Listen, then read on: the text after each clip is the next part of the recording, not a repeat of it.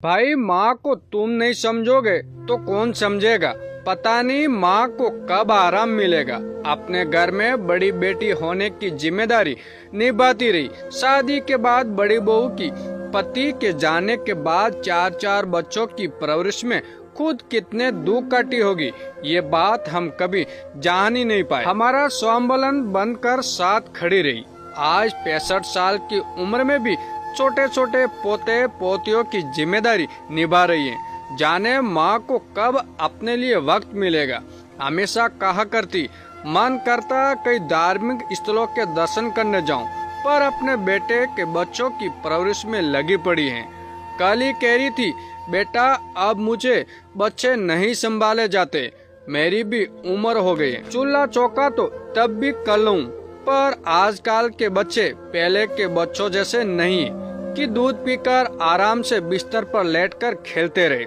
उनको पकड़ कर रखना मेरे वश का नहीं, पर बहू की भी मजबूरी है।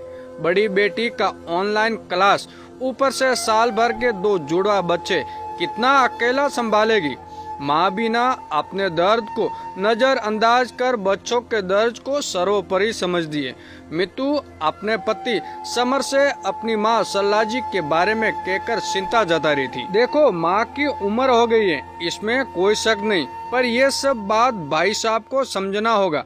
आखिर उनकी माँ भी तो है, उनके घर पर है। वो लोग कैसे मैनेज करते वो जानते। माँ ने हमारे बच्चों को भी संभाला है, तब वो सक्षम थी, पर जब खुद का शरीर आराम खोजदा, वैसे वक्त में काम करने से तबीयत ज्यादा बिगड़ जाएगी। मम्मी जी को बोलो भाई साहब से बात करे। समर ने कहा। 2 दिन बाद मितू ने माँ को फोन किया। माँ की आवाज में आज चिड़चिड़ापन था। वो अपनी बेटी मितू से दिल की हर बात कर लिया करती थी। हमेशा कहती, बेटा जीवन के उस वक्त पर पति का साथ छोड़ गया जब तुम सब छोटे थे। मैंने तुम सब के चेहरे देखकर सब कष्ट छे गई, पर अब ऐसा लगता अकेले रहने का दंश चुभ रहा है। मन की बात किसे कहूँ, इसलिए तुमसे कह दिया करती हूँ। पर बेटा जो भी तकलीफ होती है वो बस तुम अपने तक ही रखना, कभी अपने भाइयों से ना कहना। आजकल देख रही हूँ बेटे भी माँ के दर्द को समझना ही नहीं चाहते। मन की तकलीफ मन में ही रखने से घुटन सी होने लगती है। तुमसे कहकर मन हल्का कर लेती हूँ। आज भी माँ की आवाज में फिर से दर्द का आभास हो रहा था।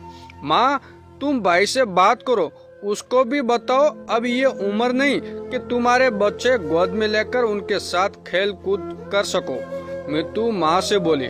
कैसे बोल दूं बेटा, मेरे ही तो पोते पोतियां है ना, मैं नहीं देखभाल करूंगी तो कौन करेगा। और सुन, तू तो कभी मत बोलना, कुछ भी नहीं तो कह देंगे आपके बच्चों के समय देखभाल कर ही रही थी ना, फिर हमारे बच्चों की क्यों नहीं कर सकती। बस बेटा जब तक हाथ पांव चल रहे हैं जितना कर सकती हूँ कर रही हूँ। सल्ला जी ने कहा। सच में माँ को लेकर दुविधा में रहने लगी। मितू करे तो क्या करे। महानगर में रहना भी खुद में चुनौतियों भरा ही होता। बस भागम भाग सी जिंदगी। भाई सुबह जो ऑफिस के लिए निकलता, घर 11 बजे तक आता। माँ भाभी के साथ बच्चों में उलझी रहती। बच्चे ज्यादा सोते नहीं तो उनके साथ साथ जागना पड़ता। नींद भी ठीक से पूरी नहीं हो रही थी, लिहाजा एक दिन तबीयत खराब हो गई। मितू की 2 दिन से बात नहीं हुई। उसने फोन किया तो फोन भाई ने उठाया। हेलो दीदी, कैसी हो। मम्मी को 2 दिन से बुखार हो गया और पेट में भी दर्द हो रहा है, जाने क्या खा ली। अब 3 बच्चों के साथ साथ उनकी भी देखभाल करनी पड़ रही है। मैं तो छुट्टी ले रखा हूँ। तनु से अकेला संभाला मुश्किल हो रहा था। मम्मी भी तो कुछ कर नहीं सकती, मेरे लिए मुसीबत हो गया। मितू भाई के मुंह से सुनकर अवाक रह गई। वाह भाई, बहुत अच्छा बोल रहे हो।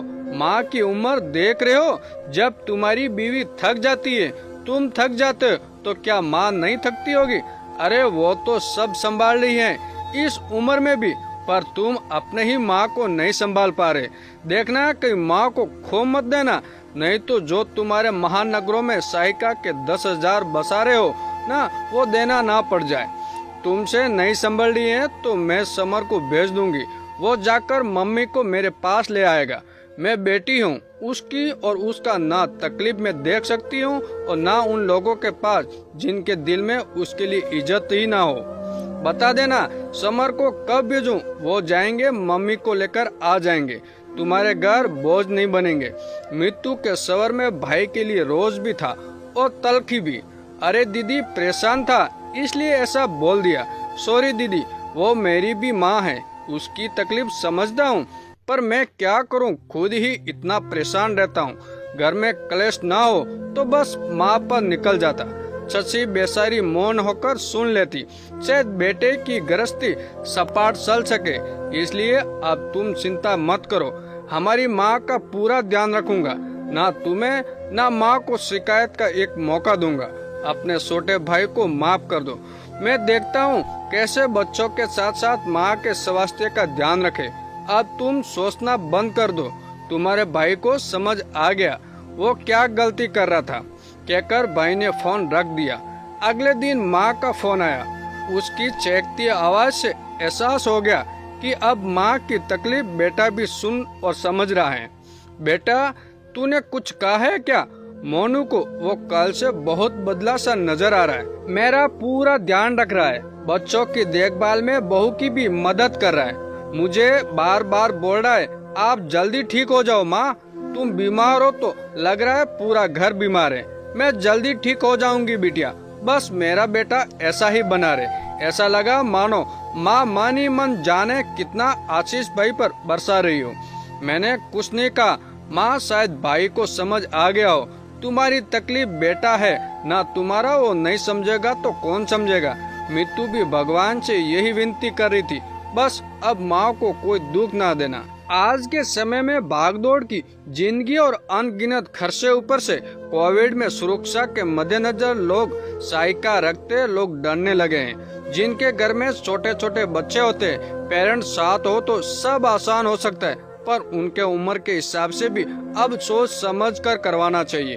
खैर सल्ला जी के बेटे ने उनकी तकलीफ समझकर खुद भी थोड़ी बहुत जिम्मेदारी उठाने लगा, जिसे सब मिलकर अच्छे से घर और बच्चों की परवरिश कर सकते हैं।